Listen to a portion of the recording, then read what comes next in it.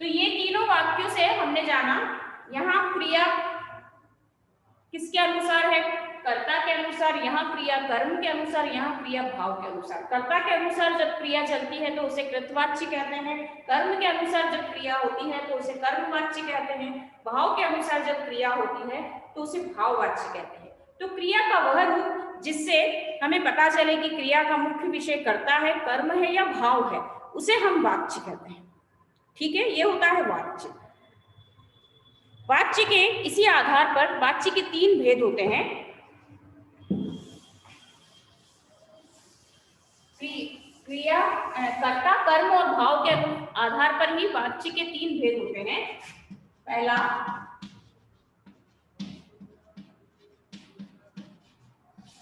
कर्तृवाच्य, दूसरा कर्मवाच्य और तीसरा भाववाच्य। ठीक है, सबसे पहले कर्तृवाच्य। कर्तृ यानी कर्ता के अनुसार, कर्ता के अनुसार, जैसा कि इसके शब्द से यानी कर्ता, कर्ता के अनुसार जहां जब क्रिया चलती है, कर्ता के अनुसार जब क्रिया का प्रयोग किया जाता है तो वहां पर कृतवाच्य होता है। जिस वाक्य में क्रिया के लिंग, पुरुष और वचन कर्ता के अनुसार प्रयोग में लिए जाते हैं, लिंग, वचन और पुरुष के अनुसार क्रिया का रूप चलता है, वहां पर कृतवाच्य होता है। जैसे कनिका पढ़ रही है, आलेख चित्र बना रहा है ना। इस वाक्य में क्रिया कनिका के अनुसार स्त्रीलिंग में चल रही है और दूसरे वाक्य में इसी प्रकार कर्ता आलेख यानी पुल्लिंग के अनुसार पुल्लिंग के रूप में चल रही है ना। क्रिया पुल्लिंग लिंग के अनुसार पुल्लिंग में चल रही है, पहले में स्त्रीलिंग में चल रही है।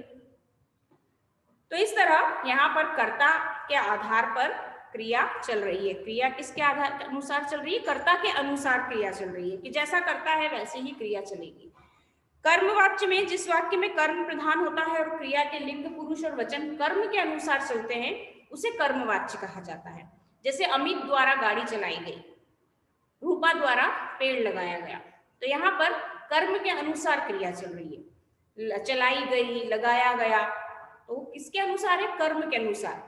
गाड़ी चलाई गई है ना, चलाई गई क्रिया कर्म पर, कर्म के अनुसार चल रही है। ध्यान दीजिए आप सेंटेंस पर, तो अमित द्वारा गाड़ी चलाई गई, यहाँ अमित लिंग पर क्रिया नहीं है, क्रिया किस पर है, कर्म पर है, गाड़ी पर है ना, गाड़ी चलाने पर, चलाई गई। Gargi you are here?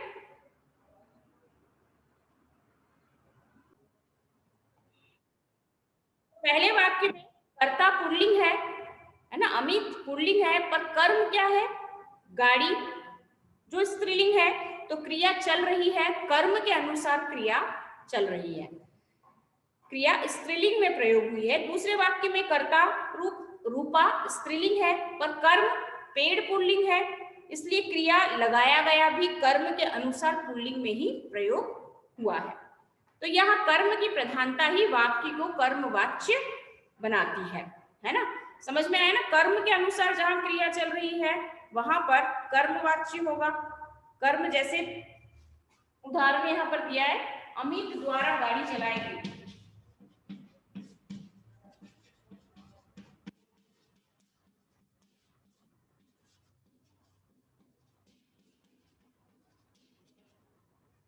यहाँ पर अमित क्या है, पुल्लिंग,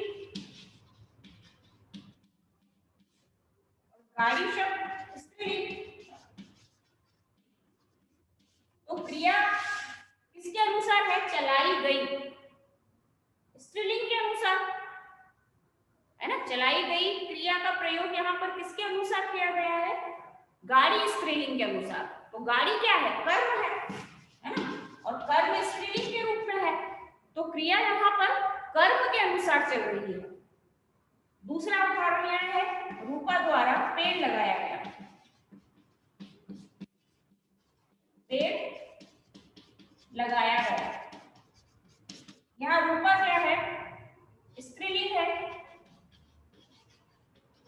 और पेड़ कर्म है, पुल्लिंग है। तो लगाया गया कर्म पेड़ है, पेड़ पुल्लिंग है, तो कर्म के अनुसार क्रिया, यहाँ क्रिया का रूप हुआ लगाया गया है ना, कर्म के अनुसार क्रिया का रूप है यहाँ। अतः यहाँ पर इस वाक्य में क्या है, कर्म, यह वाक्य कौन सा है, कर्मवाच्य वाक्य। इसी प्रकार तीसरा है भाववाच्य। जिस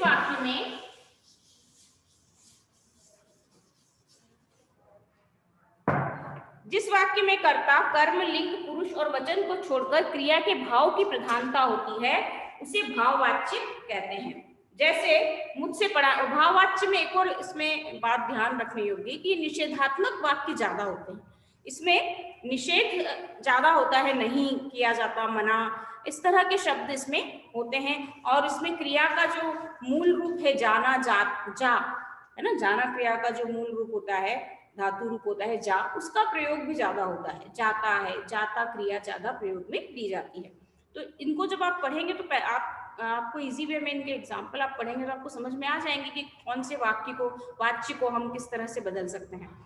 तो यहाँ पर मुझसे चढ़ा नहीं जाता, भाववाच्य के लिए जैसे मुझसे चढ़ा नहीं जाता, अब और नृत्य नहीं किया जाता, इन वाक्यों में क्रिया हो नहीं रही बल्कि क्रिया का भाव है, इसी कारण ये भाववाच्य के उदाहरण हैं।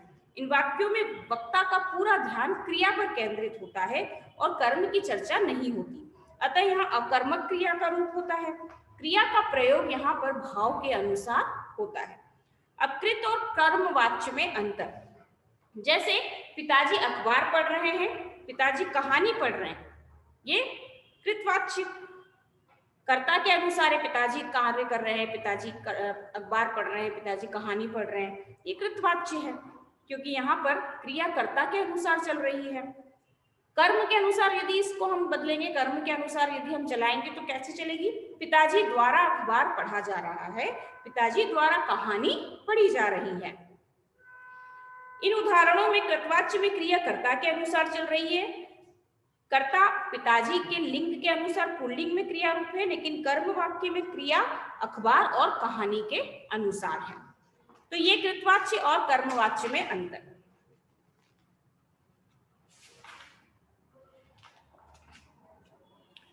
कृतवाच्य के उदाहरण में कर्म क्रिया को प्रभावित नहीं कर रहा बल्कि कर्ता के अनुसार क्रिया चल रही है, जबकि कर्मवाच्य के उदाहरण में क्रिया कर्म, वचन, लिंग के आधार पर चल रही है। अब यहाँ उसके बाद वाच्य परिवर्तन आया है। वाच्य परिवर्तन में कृतवाच्य से कर्मवाच्य है ना, इसमें बहुत सरल से उदाहरण से दिए गए हैं, आप आराम से उनको पढ़ के और लिख सकते हैं। जैसे पहला, अनुराग कविता लिखता है, ये कृतवाच्य है, इसे हमें कर्मवाच्य बनाना है। कैसे बनाएंगे हम, अनुराग कविता लिखता है, ये कृतवाच्य है, कर्मवाच्य कैसे बनाएंगे हम इसका,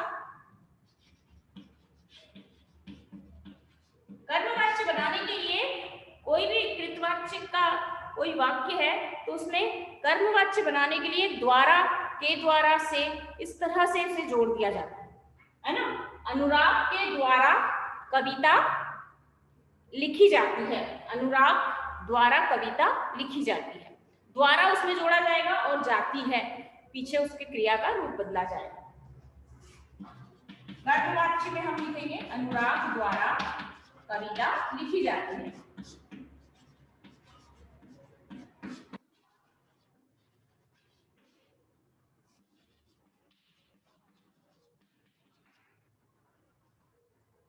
यदि हम इसका भाववाच्य बना दें तो इसी वाक्य का भाववाच्य बनाने के लिए हम लिख देंगे अनुराग से कविता नहीं लिखी जाती, है ना, अनुराग से कविता नहीं लिखी जाती, ये हो जाएगा, उसका भाववाच्य हो जाएगा। ठीक है, तो ये इस तरह से कृतवाच्य से कर्मवाच्य में वाच्य परिवर्तन कैसे होता है। धोबी कपड़े धोता है, धोबी द्वारा कपड़े धोए जाते हैं। मोहित पौधे लगाता है, कृतवाच्य है, कर्मवाच्य में हम इसे बदलेंगे मोहित द्वारा पौधे लगाए जाते हैं। डॉक्टर रोगी का इलाज करता है, डॉक्टर द्वारा रोगी का इलाज किया जाता है, ये कर्मवाच्य होगा। मुद्रा गाना गाती है, मुद्रा द्वारा गाना गाया जाता है, ये कर्मवाच्य होगा। अब कृतवाच्य से भाववाच्य बनाना, ये तो ऊपर कृतवाच्य से कर्मवाच्य था, कृतवाच्य से भाववाच्य बनाना। नृत्यांगना नहीं नाचती, नृत्यांगना से नाचा नहीं जाता।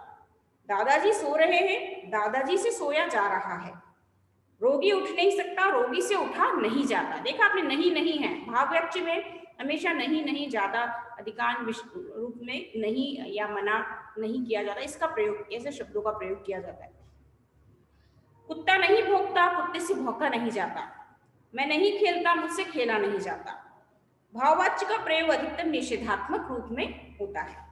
तो ये वाच्य है, वाच्य की परिभाषा, जिसमें क्रिया के जिस रूप से हमें यह पता चले कि क्रिया का मुख्य विषय कर्ता, कर्म या वाच्य है, उसे वाच्य कहते हैं। वाच्य 3 प्रकार के होते हैं, 3 भेद हैं, कृतवाच्य, कर्मवाच्य, भाववाच्य।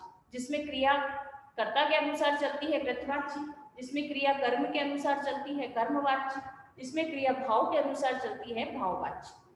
ठीक है, और कृतवाच्य से कर्मवाच्य में बदलना और कृतवाच्य से भाववाच्य में बदलना, ये उदाहरण भी हमने देखे।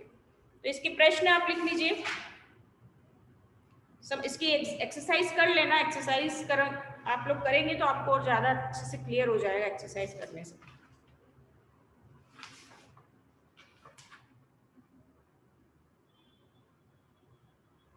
क्वेश्चन नंबर 5 में इसके जो 3 प्रश्न दिए हैं वो तीनों कॉपी में कर लेना। वाच्य किसे कहते हैं, कृतवाच्य और कर्मवाच्य में अंतर बताइए, भाववाच्य किसे कहते हैं, और एक्सरसाइज सारी कर लेना।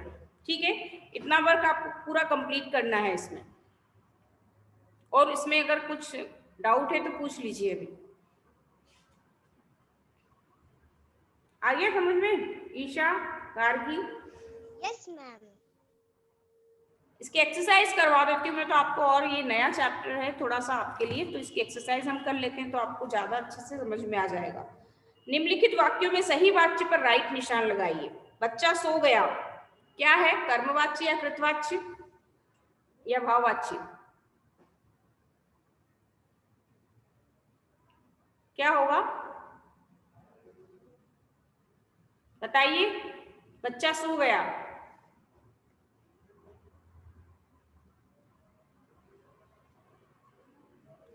क्या होगा गार्गी? कर्तृ, हाँ, कर्तवाच्य, कर्तृवाच्य। दीपांश से पढ़ा नहीं जाता, भाववाच्य। मुदित के द्वारा सभा बुलाई गई, कौन सा होगा? मुदित के द्वारा सभा बुलाई गई, बताइए। कर्मवाच्य। कर्मवाच्य, कर्मवाच्य। रमेश पुस्तक पढ़ता है, कर्तृवाच्य। कर्तृवाच्य। रमा से खाया नहीं जाता, भाववाच्य। भाववाच्य। हेमा द्वारा गाना गाया जाता है, कर्मवाच्य। कर्मवाच्य। हाँ, अब वाच्य के भेद लिखिए निम्नलिखित वाक्यों के आधार पर। रीना पौधा लगा रही है, कर्तृवाच्य। कर्तृवाच्य। श्याम द्वारा साइकिल चलाई गई, कर्मवाच्य। कर्मवाच्य। अब मुझसे दौड़ा नहीं जाता, भाववाच्य। भाववाच्य। माता जी आराम कर रही है, कर्तृवाच्य। कर्तृवाच्य। मैंने दूध पी लिया, कर्तृवाच्य। कर्तृवाच्य। दीदी द्वारा पत्र लिखा जाता है, कर्मवाच्य। कर्मवाच्य। कर्मवाच्य। नौकरानी के द्वारा कपड़े धोए गए, कर्मवाच्य। कर्मवाच्य। बच्चे से सोचा नहीं जाता, भाववाच्य। नीरज द्वारा नहीं जाता, भाववाच्य। भाववाच्य। नहीं आ रहा है ना, जिसमें वो ज्यादातर अधिकांश निषेधात्मक होते हैं, भाववाच्य नहीं का प्रयोग है तो वो भाववाच्य। अब निर्देशानुसार वाक्य बदलिए। धोबी द्वारा कपड़े धोए गए, कृतवाच्य क्या होगा? धोबी ने कपड़े धोए, धोबी कपड़े धोता है ना, क्योंकि यहाँ क्रिया हमें चलानी है ना, हमें इसको कृतवाच्य में बदलना है, तो क्रिया को कर्ता के अनुसार चलाना होगा। तो कर्ता के अनुसार चलाने के लिए कर्ता क्या है? पुल्लिंग, धोबी। तो हम लिखेंगे धोबी कपड़े धोता है, तो यहाँ क्रिया कर्ता के अनुसार चल रही है ना, धोता है पुल्लिंग रूप में चल रही है ना क्रिया, पुल्लिंग के अनुसार। तो यहाँ पर सेंटेंस होगा धोबी कपड़े धोता है। दादी कहानी सुनाती है, कर्मवाच्य, कर्मवाच्य में बदलिए। दादी के द्वारा कहानी सुनाई गई। हाँ, दादी के द्वारा कहानी सुनाई गई। मुझसे हंसा नहीं जाता, कर्तृवाच्य।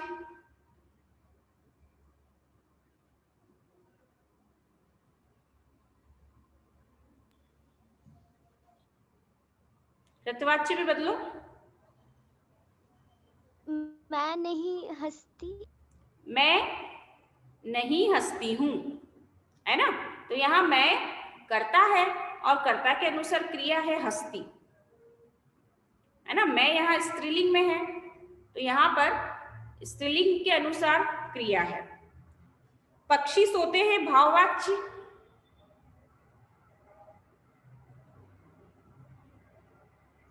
भाववाच्य। पक्षी से सोया जाता है। पक्षी से सोया नहीं जाता है ना। मदन गा नहीं सकता, पर मैम भाववाच्य। यहाँ तो पक्षी सोते हैं, फिर भी नेगेटिव में आ जाएगा। हाँ, फिर भी नेगेटिव में आ जाएगा।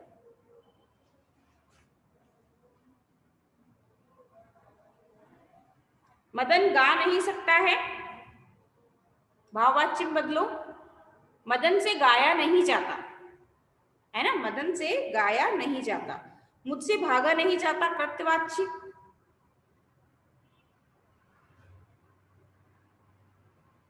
मैं भागती नहीं हूँ।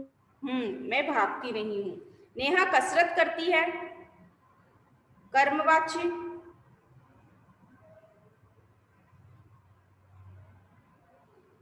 कर्मवाच्य में द्वारा लगाओ, द्वारा। नेहा के द्वारा कसरत की गई। हाँ, मुझसे सोया नहीं जाता, कर्तवाच्य। कर्ता के अनुसार क्रिया को चलाओ। मैं नहीं सोती हूँ, है ना। मैं सोती नहीं हूँ। हाँ, मैं सोती नहीं हूँ। माताजी द्वारा खीर बनाई गई, कृतवाच्य।